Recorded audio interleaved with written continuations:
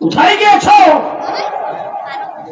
পরিষ্কার ভাষায় বলছি, আমরা পৃথিবীর কোন দেশের দালাল নই, আমরা পাকিস্তানের রাজাকার নই, তোমরা সবাই ইন্ডিয়ানের রাজাকার। আজকে তোমরা ইন্ডিয়ায় বসে বসে আমার দেশের মানুষের উপর গুলি চালাও। আজকে কথা বলবেন। পরিষ্কার ভাষায় বলছি, আমার সচিবালয়ে আগুন তোমরাই দিয়েছ, আমার হাতের উপর গুলি তোমরাই করেছ, আমার আইনজীবীকে তোমরাই হত্যা করেছ। দেশটাকে অস্থিতিশীল করবে নির্বাচনকে সামনে রেখে আমরা বসে বসে আঙ্গুল চুষব, তা হবে না। পরিষ্কার ভাষায় বলে দিচ্ছি, পরিষ্কার। মার্কা ভিন্ন হবে, দল ভিন্ন হতে পারে, আপনাদের এলাকা থেকে 10 জন প্রার্থী হতে পারে, কিন্তু পেশিবাদের বিরুদ্ধে আমরা সবাই ঐক্যবদ্ধ। কে কে রাজি আছেন হাত তুলে দেখান। আমরা সব ঐক্যবদ্ধ থাকবো ইনশাআল্লাহ। দেশ স্বাধীন হয়েছে 56,000 বর্গ মাইল। সমবেত বেড়াদারান ইসলাম, এতক্ষণ পর্যন্ত কোরআন এবং হাদিসের আলোকে অত্যন্ত মূল্যবান আলোচনা আপনারা শ্রবণ করেছেন। বাংলাদেশের উলামায়ে কেরামের মুরব্বী মুজাহিদ আলেম হযরত মাওলানা আব্দুল হামিদ পীর সাহেব মধুপুর, উনি আপনাদের মাহফিলে আসার কথা রয়েছেন। শুনতে পেরেছি উনি আসতেছেন। ইনশাআল্লাহ উনি আখিরি বয়ান করবেন, আখিরি মোনাজাত করবেন। আপনাদের সঙ্গে কিছু আলাপ সালাপ করার জন্য, কিছু কথাবার্তা বলার জন্য আমি দাঁড়িয়েছি। ওয়াজ না, কথাবার্তা একদিক থেকে হয় না, দুনো দিক থেকে হয়। ভূমিকা বিহীন কথা বলবো। আপনাদের এলাকায় অনেক লোকজনের বিরুদ্ধে কেস হয়, মামলা হয়। কোন অ্যাডভোকেটের বিরুদ্ধেও যদি কেস হয়, অ্যাডভোকেট সাহেব উকিল নিয়োগ করা লাগে। আমাদের বাংলাদেশে এখন গত ফ্যাসিস্ট সরকারের বিচার চলছে। তিনি যেহেতু বাংলাদেশ থেকে বিতাড়িত হয়েছেন, এই দেশে নাই, এই জন্য উনি নিজে উকিল নিয়োগ করতে পারেন নাই। বাংলাদেশের গণপ্রজাতন্ত্রী বাংলাদেশ সরকারের অন্তর্বর্তীকালীন সরকারের পক্ষ থেকে তার পক্ষে যুক্তিতর্ক পেশ করার জন্য উকিল নিয়োগ করা হয়েছে। কোর্টে যখন বিচারকের কাছে কেস যায়, তখন সেখানে উকিলের প্রয়োজন হয়। উকিল সেখানে যাইয়া সুপারিশ করে না, তিনি যাইয়া যুক্তি তর্ক পেশ করে। ষড়যন্ত্রমূলক মামলা, অন্যায়ভাবে মামলা করেছেন। বাদীপক্ষের উকিল বলবে 10 জন সাক্ষী আছে স্যার, সেখানে আসামি পক্ষের উকিল দ্বারা কথা বলবে না, স্যার যাই হয়েছে মাফ করে দেন। যখন বিচারকের কাছে যখন যাবে কেস, তখন সেখানে উকিল ব্যারিস্টারের প্রয়োজন হয়। উকিল ব্যারিস্টার এভিডেন্স পেশ করেন, দলিল পেশ করেন, কাগজপত্র পেশ করেন, সাক্ষী প্রমাণ পেশ করেন, যুক্তি তর্ক দেন। নিম্ন আদালতে রায় হয়ে গেছে ফাঁসি আসামির, যাবেন হাইকোর্টে আপিল, সেখানে গেলে কি সুপারিশকারী লাগবে না উকিল লাগবে? কি লাগবে বলে? সেই জায়গার মধ্যেও যে উকিল লাগবে, জজ কোর্টের উকিল সেখানে হাইকোর্টে চলবে না, হাইকোর্টের উকিল আরো উন্নত মানের। তিনি জজ কোর্টে যে রায় হইল, সেই রায়ের সমস্ত কাগজপত্র দেখে সেখান থেকে তিনি খুদ বের করবেন কোন যুক্তিতে আসামিকে ক্লাস করা যায়, সেখানে যুক্তি দিবেন। হাইকোর্টে যাওয়ার পর গত 2 বছর জেলে ছিলাম, জেলখানার ভিতরে অনেক আসামি আমাদের কাছে আসছেন, ফাঁসির আসামি। অনেকে এসে হাতে ধরে চোখের পানি ছেড়ে দোয়া চাইছেন, হুজুর হাইকোর্ট থেকেও ফাঁসি বহাল। এখন কোথায় কি বলে, এখন সুপ্রিম কোর্টে কেস চলতেছে। সুপ্রিম কোর্টে যখন যায়, তখন কি সেখানে সুপারিশ করার জন্য কেউ যায় না উকিল মুভ করার জন্য যায়? সেই জায়গার মধ্যে উকিল যায় মুভ করেন, উকিল সেখানে মুভ করার পরে যদি আসামির যে সাজা হয়েছে সাজা যদি সুপ্রিম কোর্টেও বহাল থাকে, এবার আমি আপনাদের কাছে জানতে চাই সর্বশেষ জায়গাটা কোথায়? সর্বশেষ জায়গা হইল মহামান্য প্রেসিডেন্ট। এবার আসেন দেখি হাইকোর্টের জজ কোর্টের কাজ যখন গেল হাইকোর্টের, সেখানে যাইয়া জজ কোর্ট থেকে এই রায় হয়েছে, হাইকোর্ট দেখেন এই রায়টার ব্যাপারটা কি। হাইকোর্ট থেকে যখন রায় বহাল তখন সুপ্রিম কোর্টে দেখে হাইকোর্টের রায় বাদী পক্ষ মানতেছে না বা আসামি পক্ষ মানতেছে না। এখন দেখেন সুপ্রিম কোর্ট এখানে কি করা যায়। প্রেসিডেন্টের কাছে যখন আবেদন গেল, সেখানে কি প্রেসিডেন্ট যায় প্রেসিডেন্টের কাছে আবেদনটা কি এরকম গেল, প্রেসিডেন্ট সাহেব দেখেন তো 3 কোর্টের মধ্যে যে রায় হয়েছে সে রায়টা কি। প্রেসিডেন্টের কাছে সরাসরি দরখাস্ত করবে, মহামান্য প্রেসিডেন্ট, আমি অপরাধী, ভুল করে ফেলেছি, অন্যায় করে ফেলেছি, আমি আপনার কাছে ক্ষমা চাই। সেখানে কি বিচার প্রার্থী হয় না ক্ষমা? কথা বলেন। প্রেসিডেন্টের কাছে কি বিচার প্রার্থী হয় না ক্ষমা প্রার্থী হয়? আমি আপনার কাছে হায়াত ভিক্ষা চাই, সেই জায়গার ভিতরে কোনো উকিল চলে না। প্রেসিডেন্টের কাছে কোনো উকিল যায় সেখানে মুখ করতে পারবে না, জেরা করতে পারবে না, যুক্তি দিতে পারবে না, দলিলপত্র সেখানে পেশ করতে পারবে না। প্রেসিডেন্ট ইচ্ছা করলে মাফ করে দিতে পারে, ইচ্ছা করলে সাজাও দিতে পারে, তার ইচ্ছা। এখন ইচ্ছা করলে সুপ্রিম কোর্টের বিচারপতি কি মাফ করতে পারে? হাইকোর্টের বিচারপতি মাফ করতে পারে? পারে না। কিন্তু 3টা-4টা কোর্টে যার ফাঁসি বহাল, সেই ব্যক্তিকে প্রেসিডেন্ট এক কলমের খুশাই মাফ করে দিল।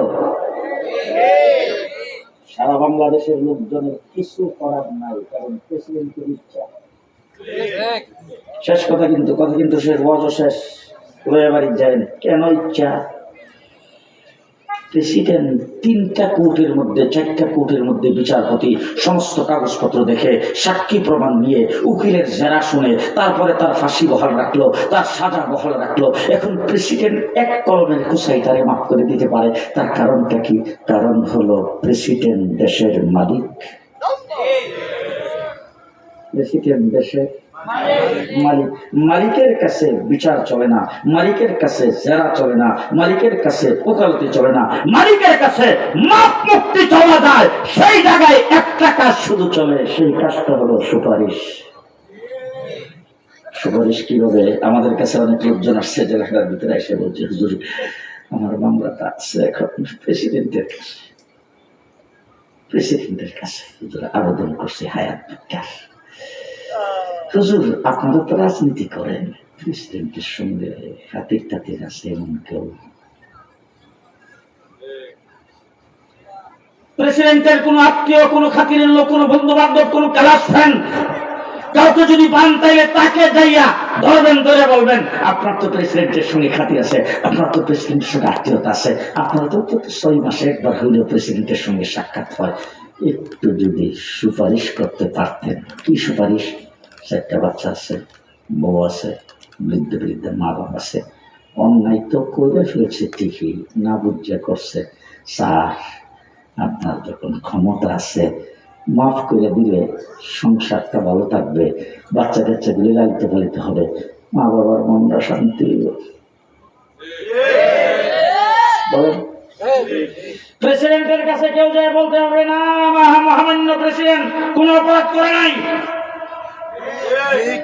দেখেন এই যুক্তি, এই মানে এই হলো আইন, এই হলো যুক্তি, এই হলো তার প্রমাণ।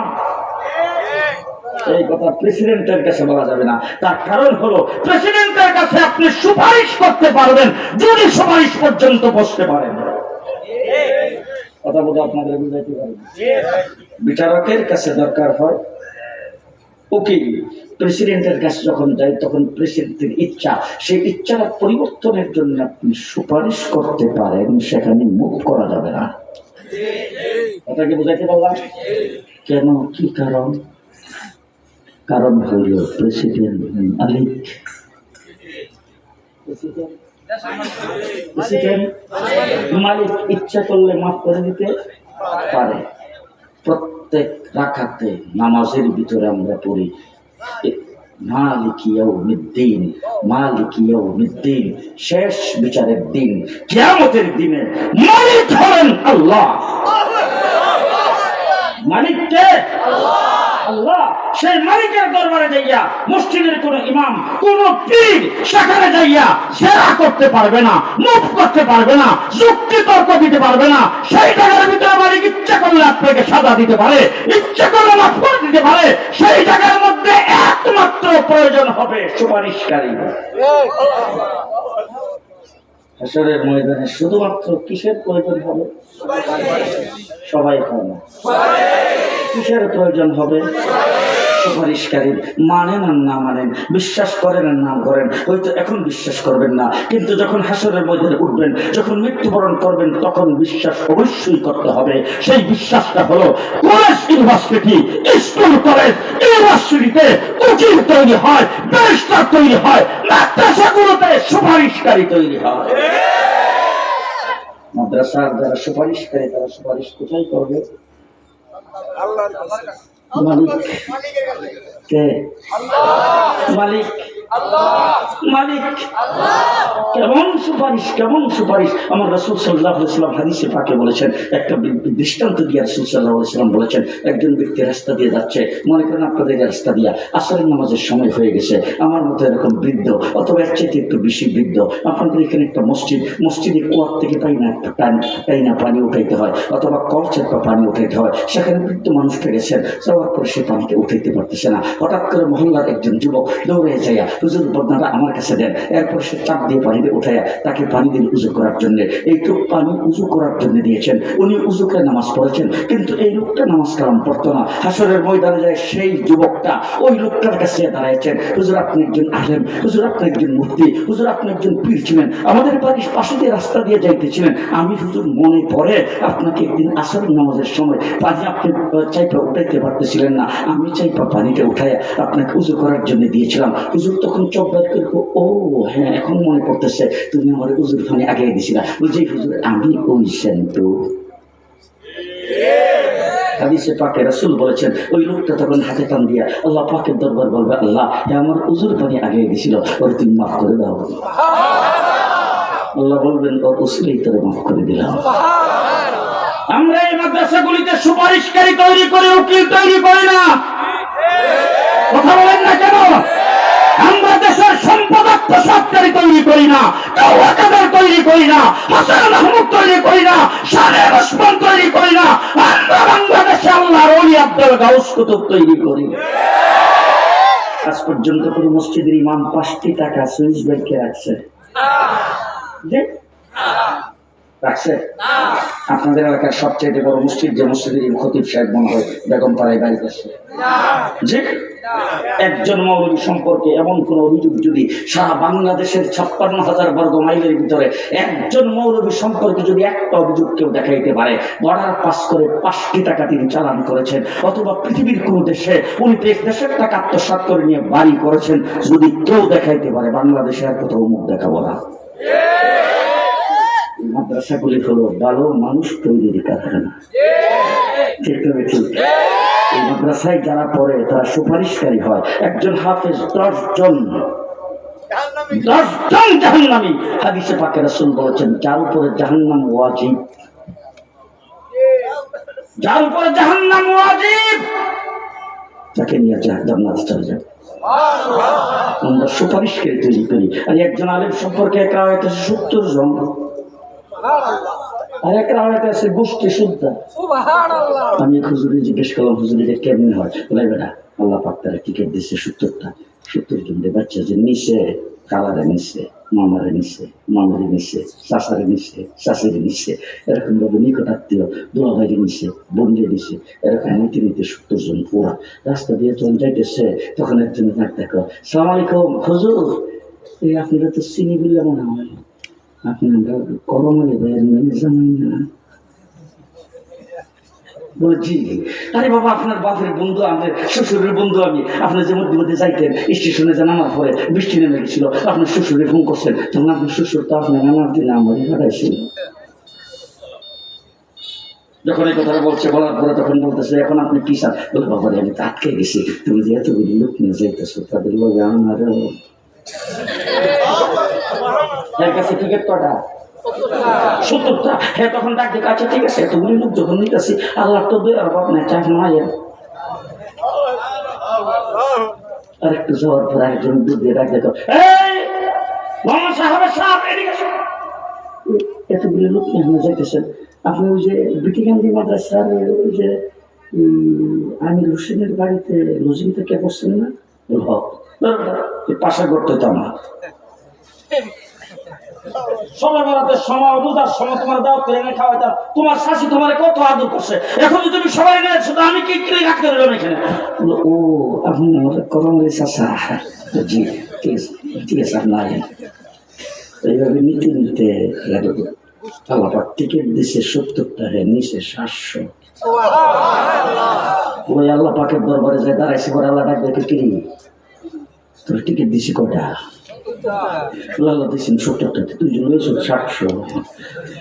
ডাক দিয়ে আল্লাহ নিল আমার রোজিন্দারের পাশের বাড়ি, আমার অনেক মহব্বত করতো আল্লাহ। উনি নিল আমার মার লগে বান্ধবী ছিল, একসাথে লেখাপড়া করছে আল্লাহ। এই লোকটা হলো আমার শ্বশুরের বন্ধু। এইভাবে সবাই পরিচয় দেওয়ার পরে আল্লাহ ডাক দিয়ে যা তোরা তো দিছি, আমি তুইজন সবাই রয়েছ, তোর তো একদিন ইজ্জত আছে, সম্মান আছে, তোর সম্মানটা আর আমি খানি করলাম না, সব বুঝে লইয়া আমরা সুপারিশকারী তৈরি করি, সুপারিশকারী। কথা কি বুঝে আসতেছে? কথা কি বুঝে আসতেছে? 2 নম্বর কথা, কথা সংকেত। বাংলাদেশ 56,000 বর্গ মাইল, 9 মাস মুক্তিযুদ্ধ করে 1 সাগর রক্ত দিয়ে দেশ স্বাধীন করেছে। দেশটা যখন স্বাধীন হয়ে গেল তখন ছোট, হঠাৎ শুনি একদিন রেডিওতে ঘোষণা হয়েছে মুক্তিযুদ্ধ যারা করেছ তাদের অস্ত্র জমা দাও। সন্ধ্যার পরে, মাগরিবের পরে আমার বাড়ির পাশে একটা খাল, খালের উপরে একটা উঁচা ব্রিজ, ওই ব্রিজের এখানে দেখি টুসটা আওয়াজ হইতেছে। ঘটনা কি? যুদ্ধ তো শেষ, গুলির আওয়াজ হয় কোথায়? একদম আমার বাড়ির কাছাকাছি আস্তে করে বেরিয়ে আমার বাড়ির পাশের বাড়িটা উপর দিয়ে পার হয়ে যাইয়া ব্রিজের এখানে দেখি বন্দুক লইয়া সব।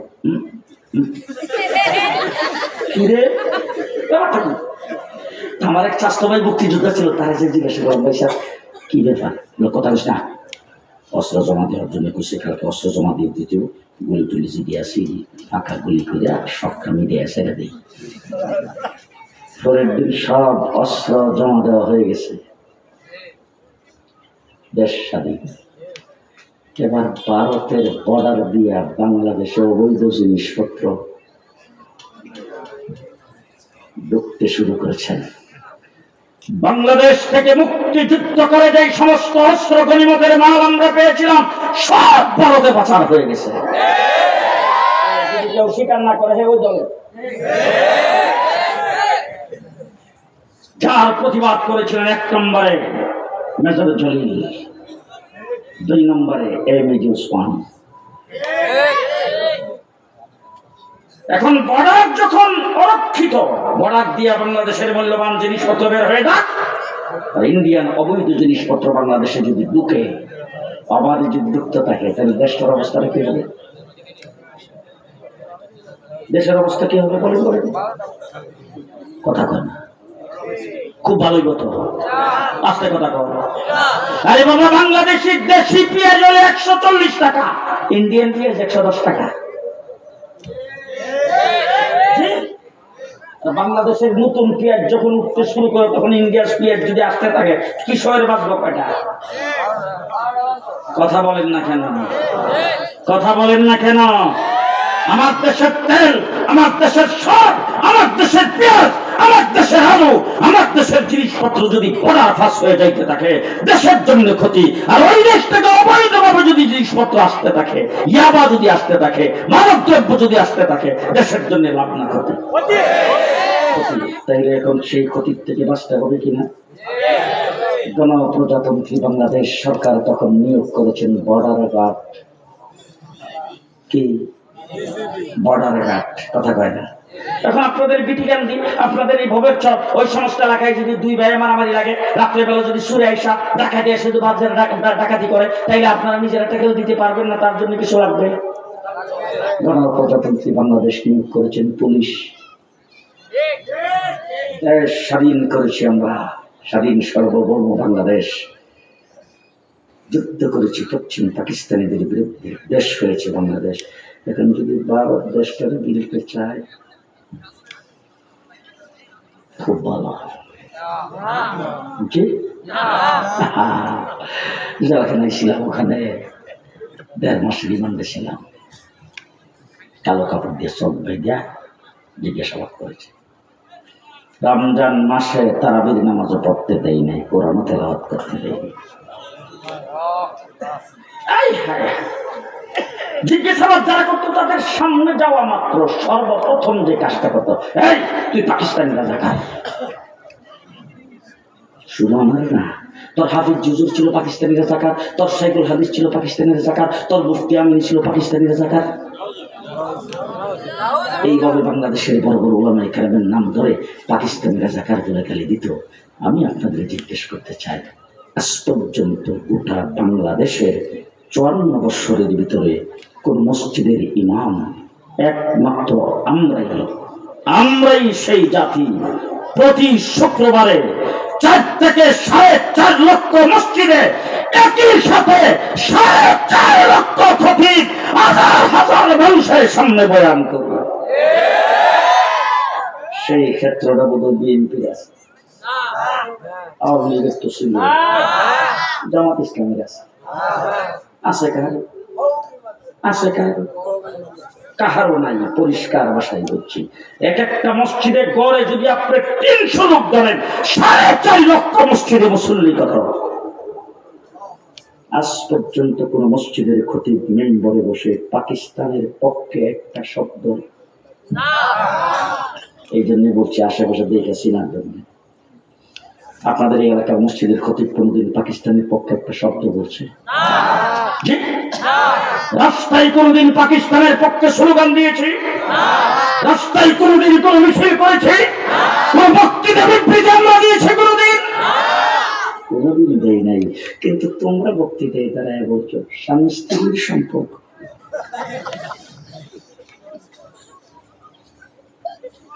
আগামীতে দাওয়াত দেন না, কিন্তু কথাগুলো শুনে রাখেন। তোমরা বক্তৃতায় দাঁড়ায় বলছো আমাদের স্বামী স্ত্রীর সম্পর্ক। আমরা যা দিয়েছি আজীবন মনে রাখবে। ভারতের উন্নতি আমাদের উন্নতি। বক্তৃতায় দাঁড়াই বলতে পালাবো না। এখন কোথায়? কোন কোন নবীর জন্য আসরের নামাজ ফরজ ছিল, কোন কোন নবীর জন্য জোহরের নামাজ ফরজ ছিল, কোন কোন নবীর জন্য তাহাজ্জুদের নামাজ ফরজ ছিল, কোন কোন নবীর জন্য মাগরিবের নামাজ ফরজ ছিল। এইভাবে এক এক নবী এক একটা করে পালন করে আসছেন। আমার নবী মুহাম্মদুর রাসূলুল্লাহ সাল্লাল্লাহু আলাইহি ওয়াসাল্লাম পৃথিবীতে আগমনের পরে আল্লাহ পাক 5 ওয়াক্ত নামাজকে আমাদের জন্য ফরজ করেছেন। 30 পারা কোরআন শরীফ দিয়েছেন। সর্বশেষ আল্লাহ ঘোষণা দিয়েছেন, আল ইয়াউমা আকমালতু লাকুম দীনাকুম। ও আমার হাবিব, আপনার মাধ্যমে তোমাদের দিনকে তোমাদের জন্য অল কমপ্লিট করে দিলাম 2041 পর্যন্ত।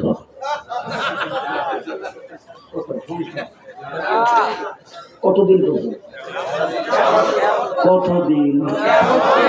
জি, এবার জিজ্ঞেস করতে চাই, ছোট ছোট জিনিস মসজিদে যাওয়ার সময় কোন ভাও দিয়ে ঢুকবে? কোন দোয়া নাই তো?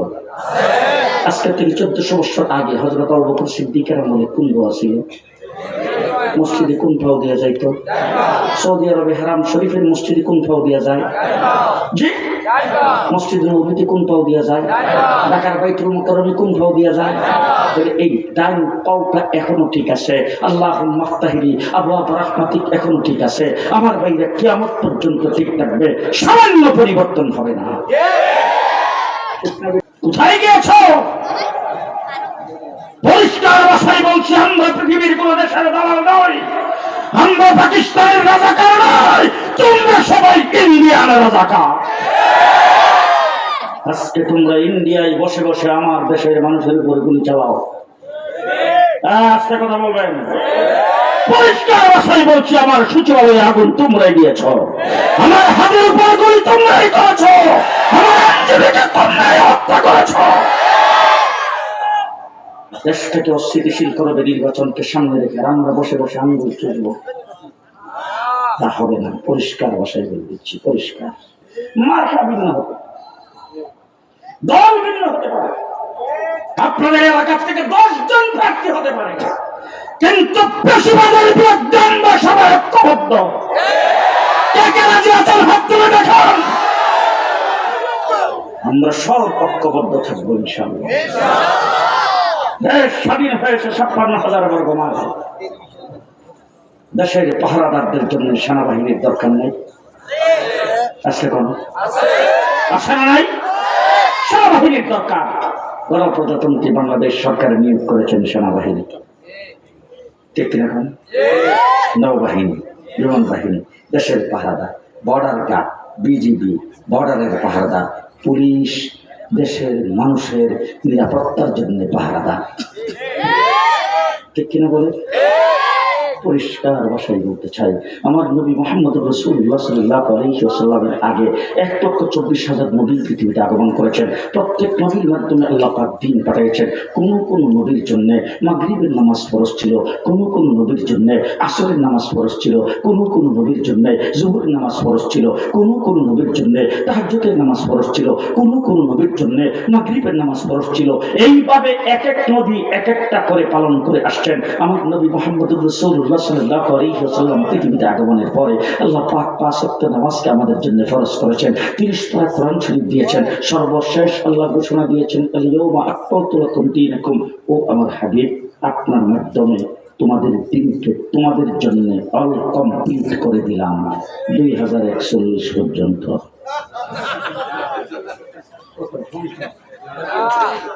কতদিন পর্যন্ত? কতদিন? জি, এবার জিজ্ঞেস করতে চাই, ছোট ছোট জিনিস, মসজিদে যাওয়ার সময় কোন ভাও দিয়ে ঢুকবে? কোন দোয়া নাই তো? আজকে থেকে 1400 বছর আগে হযরত আবু বকর সিদ্দিকের আমলে কোন দোয়া ছিল? মসজিদে কোন ভাও দেওয়া যাইত? সৌদি আরবে হারাম শরীফের মসজিদে কোন ভাও দেওয়া যায়?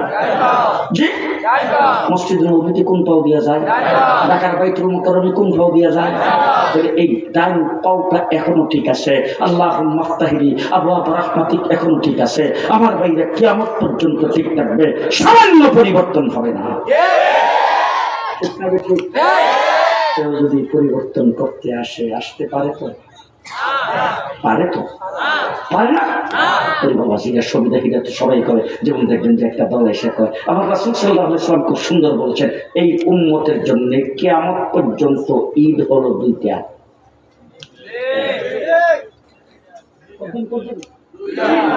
দুইটা ঈদ কতদিন? কিয়ামত পর্যন্ত এই উম্মতের জন্য ঈদ হলো 2টা। রাসূল বলেছেন, একটা ঈদুল ফিতর, একটা ঈদুল আযহা, একটা হলো রোজার ঈদ, একটা হলো কুরবানির ঈদ। এখন যদি কেউ আইসা সকল ঈদের সেরা ঈদ ঈদে মিলাদুন নবী, জুসনে জুলুসে ঈদে মিলাদুন নবী, নতুন করে 3 নম্বর আরেকটা ঈদ যদি ইসলামের ভিতরে ঢুকাইতে চায়, বাধা দেওয়ার কোনো প্রয়োজন নাই। জি আছে, আছে। আল্লাহ রাব্বুল আলামিন কোরআন শরীফের ভিতরে বলেছেন, কুলিল্লাহু ইফতিকুম। কোরআন শরীফ আল্লাহ পাক বলেছেন, আমি আল্লাহ ফতোয়া দেই, ফতোয়া হিসাবে 30 পারা কোরআন নাযিল করেছি। ওদের থেকে যদি কোনো ব্যক্তি বলে সকল প্রকার ফতোয়া অবৈধ, দণ্ডনীয় অপরাধ, বাধার কোনো প্রয়োজন নেই। আসতে বলবেন, বাধা দেওয়ার প্রয়োজন আছে না? নাই। কোরআন শরীফ আল্লাহ নাযিল করেছেন, কিয়ামত পর্যন্ত থাকবে, যার জবর নক্তার পরিবর্তন হবে না। বাংলাদেশের কোলাঙ্গার তসলিমা নাসরিন বলেছেন, বই পুস্তক যদি এডিশনে পরিবর্তন হতে পারে, তাহলে কোরআন কি হলো পরিবর্তন কেন হবে না? নাউযুবিল্লাহ। আসতে প্রতিবাদের কোনো প্রয়োজন নেই। আছে বাংলাদেশ স্বাধীন হয়েছে সেই দেশের হেফাজতের জন্য, যেমন সেনাবাহিনীর প্রয়োজন, পুলিশের প্রয়োজন, র্যাবের প্রয়োজন, নৌবাহিনীর প্রয়োজন, বিজিবির প্রয়োজন, দিন ইসলামের হেফাজতের জন্য সৈনিকের প্রয়োজন। আল্লাহ পাক সৈনিক হিসাবে কারণে মাদ্রাসাকে মঞ্জুরি দান করেছেন। আমরা দিন ইসলামের পাহারাদার, আমরা দিন ইসলামের সৈনিক। আপনি দেখবেন বর্ডারের সাইডে গেলে সেখানে বিডিআর ক্যাম্প আছে, আছে না? আমাদের দেশে থানা আছে না? নাই? থানা আছে তো, আবার পুলিশ লাইনও তো আছে, কথা কয় না, আছে না? এরপরে ডিসি অফিস, এসপি আছে না? সবকিছু। আপনাদের এই মাদ্রাসাটা মনে করেন যে একটা দিন ইসলামের পাহারাদারদের একটা থানা। এরপর আপনারা সামনের দিকে যান, ওই যে দেখবেন একটু সোনারগাঁ বড় মাদ্রাসা, সেই মাদ্রাসাটা হইল ওইটার ক্যাপ্টেন ব্যাংক। কথা বুঝে আসতেছে কি বলতেছি? কথা বুঝে আসতেছে? এবার শেষ কথা আপনাদেরকে বলতে চাই, পুলিশ, বিডিআর, আর্মি এদের কোন বেতন টেতন নেই। বেতন আছে? ও আচ্ছা, তাহলে বেতনটা তো যে ডক্টর ইউনূস সাহেব আমেরিকা থেকে আসার সময় টাকা পয়সা নিয়ে এসে এটা দিয়া জি কোথেকে দেয়? আপনাদের বাধ্যতামূলক ট্যাক্সের পয়সায়, ঠিক না? ঠিক।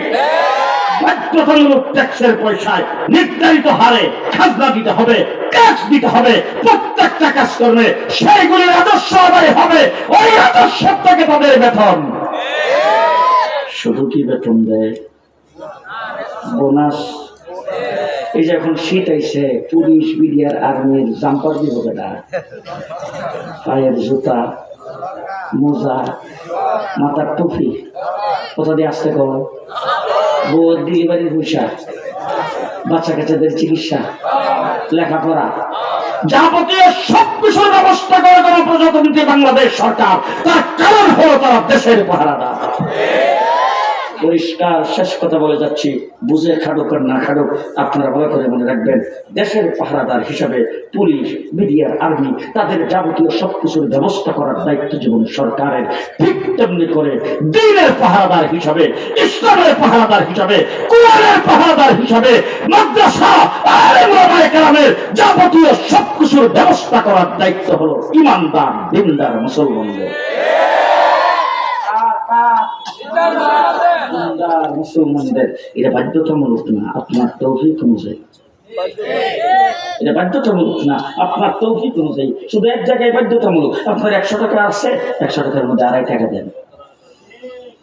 কয় টাকা? 100 টাকার মধ্যে দিবেন 2.5 টাকা। 1 লাখ টাকায় 2,500 টাকা। সরকারি ট্যাক্স হলো 1 লাখ টাকায় 10,000 টাকা। কথা কি বুঝে আসতেছে?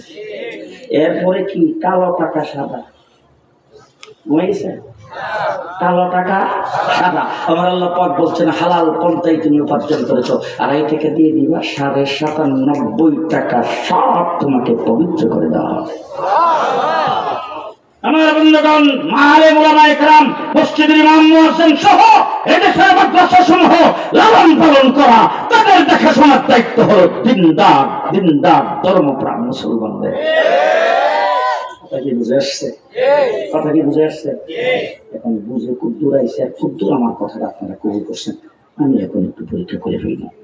এখন একটা জিনিস ভালো করে বলতেছি, আপনাদের আশেপাশে যে যেখানে আছেন যদি কেউ উঠতে চায়, আন্দাজে বসাইবেন, বোনা হইলে আমার সব আপনাদের। কথা বুঝে আসতেছে তো? সামনে পিছে যারা দিতে পারবেন না, আপনারা জিকির করতে থাকেন আর মনে মনে ভাবেন যে আল্লাহ আমি দিতে পারলাম না, আমার ফাঁসের ভাই আল্লাহ দেওয়ার তৌফিক দাও, এভাবে দোয়া করতে থাকবেন। আমি আপনাদের কাছে বেশি কিছু চাবো না। বাংলাদেশের সর্বোচ্চ মুড়ের দাম কত? 1,000 টাকার উপরে কোনো মুখ নাই? ও মাত্র 1,000 টাকা হলো সবচাইতে বড়। আজকে সকালে আমার সাথে একজন মেহমান আসছে আমার মাদ্রাসা, বেজে গেছে সকাল 10টা। তো এখন মেহমান নাস্তা খাওয়াইতে গেলে তার নাস্তা রাঁধতে দেরি হবে। তাই ভাবলাম আমি বের হয়ে যাবো, ওনার সঙ্গে গাড়িতে বসে কথা বলবো, নাস্তা আমি বাইরে যেয়ে খাওয়াম। গুলশানে আমার একটা মিটিং ছিল, সেখানে গেলাম। গুলশান 2 নম্বরের মোড়ে হোটেল যায় বৈশা পাতলা একটা রুটি, এটা রুমালি রুটি খাও। আমরা 3 জনে 3টা রুটি রয়েছি, আর লাউয়ের সবজি আর হইল ডিম ভাজি খাই। আমি আমার খাদেমের কাছে 1000 টাকা দিয়া বলে বিলটা দিয়া আসো। আমার ফিসি ফিসে দৌড়ে খাদেম যায় হুজুর 1560 টাকা।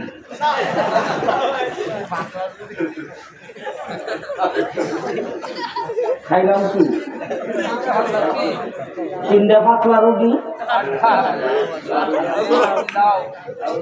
কথা কি বুঝে আসতেছে? 1000 টাকা হলো সর্বোচ্চ নোট। হাত উঠায় ফেলবেন। এখানে মানুষ কতজন হবে কত? 300 1000 মতো হয়ে যাব। আমি 1000ও চাই না, 500ও চাই না, 100 লোক চাবো। 100 2000 করে টাকা দিবেন। 100 লোক দিতে পারবেন না, নাম লেখাইবেন। নগদ দিতে পারবেন আলহামদুলিল্লাহ। 100 লোক চাই এই মাথার থেকে। এখন না দিতে পারলে পরে দিবেন। 2000 হাত উঠান, হাত উঠান। মাশাআল্লাহ মাশাআল্লাহ, হাত উঠান, হাত উঠান। 2000 বলেন। এই 60 টাকা বলেন আগে, বলেন বলেন বলেন। এই মহল্লায়, এই এলাকায় আজকের থেকে 10 বছর আগে জায়গা জমির দাম এরকমই ছিল তো? জি, আপনাদের চলাফেরা তো এরকমই ছিল না? নৌকা দিয়ে চলতেন, কথা কয় না? জি, বাড়ি অঞ্চল আল্লাহ পাক আপনাদেরকে উজানে উঠাইছে, জায়গা জমির দাম বাড়াই দিছে, শহর আপনাদের দিকে আসতেছে, সামনের দিকে আরো বৃদ্ধি হবে। আমি তো মনে করি আজকের থেকে 20 বছর আগে একটা ঈদের ঘর পাওয়া গেছে কিনা সন্দেহ আছে। এখন বড় বড় বিল্ডিং, কথা কয়। 2000 টাকা হাতে টাকা। 1000 মানুষ যদি আমি 100 মানুষ চাইছি, 100 2000 উঠান উঠান উঠান উঠান উঠান। 2000 কে দিবেন শুনি? বলেন। আপনার না দিলেও কিন্তু আমি চলে যাবো আমার টাইমে। আমি এখানে দাঁড়িয়ে থাকবো না, বলে থাকবো। মাশাআল্লাহ, এই যে 5000। আরে আর একটা 1000 টাকা দিলে 3 জনের নাম লিখে রাখা। বুঝলাম তো, 1000 টাকা দিলে 3 জনের নাম লিখে রাখা। মাশাআল্লাহ, একাই 3 জন। আরেকজন এখানে এসে 7 জন হয়ে গেছে। 5 নম্বর টাকাটা ওই যে বাবা হাতটা একটু বললি কোথায়? ওই যে কে, কি নাম? সামনে যান, সামনে যান, খাতা নিয়ে। কি নাম বলেন? এরপরে কে আছে? বাবার নামটা কি? মেহেদি হাসান। 2000 টাকা। আল্লাহ কবুল মঞ্জুর করে। সকলে বলেন আমিন। জোরে জোরে জোরে বলেন আমিন। একটা কথা ভালো করে বলে রেখেন, যিনি দান করতেছে তিনি দান করে যেই সব পাবেন, আমিন বলে সম পরিমাণে সব পাবেন। এরপরে কে বলেন? বলেন। 5 নম্বর হয়েছে। 6 নম্বর, 6 নম্বর। একজনে 2 নম্বরে ফেলেন, 4000 টাকা। একজনে যেমন 3 নম্বরে হচ্ছে, বলেন বলেন তাড়াতাড়ি বলেন। ওই যে পেছনে যারা দাঁড়ায় আছেন আপনাদেরও দেখতেছি, বলেন দেখি। 2000 টাকা কোনো ব্যাপার না প্রত্যেকটা মানুষের জন্য। আজকে যারা আমাদের এখানে ভ্যান চালায়, অটো চালায়, রিক্সা চালায়, তারাও দৈনিক অন্তত 2 থেকে 2500 টাকা 3000 টাকা বিক্রি করে। বলেন বলেন, কথা বলেন। সুমন মাথাভাঙ্গা 5000 টাকা। মাশাআল্লাহ, সুমন মাথাভাঙ্গা 5000 টাকা। আল্লাহ কবুল মঞ্জুর করুক। আল্লাহ তার জিন্দা মুর্দা সবাইকে মাফ করুক। সকলে বলেন আমিন। কামাই রুজিতে বরকত দান করুক। জি, এরপরে কেন আছে? কেন আছে বলেন? আর কে আছে? 2000 চাইছি। 2000। আপনার যদি এরকম হয়ে যায় আমি 2000 দিতে পারবো না, 1000 দিব। 1000 টাকা দিও, শরীর অসুবিধা নেই। দেন দেন দেন দেন বাবা, তাড়াতাড়ি দেন, দেন তাড়াতাড়ি দেন। আপনাদের এখানে কারেন্টের লাইট জ্বলতেছে, পাওয়ার হাউস থেকে আসছে। মাস গেলে বিল দেওয়া লাগে, কথা বলে না? বিল দেওয়া লাগে না? বিল না দিলে লাইন কাটা।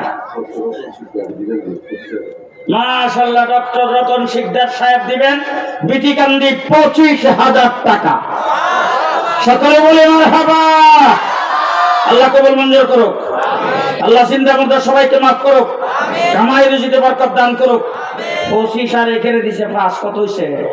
30। আগে পাইছিলাম 5 আর এখন হইল মানে 15 15 5 20 100।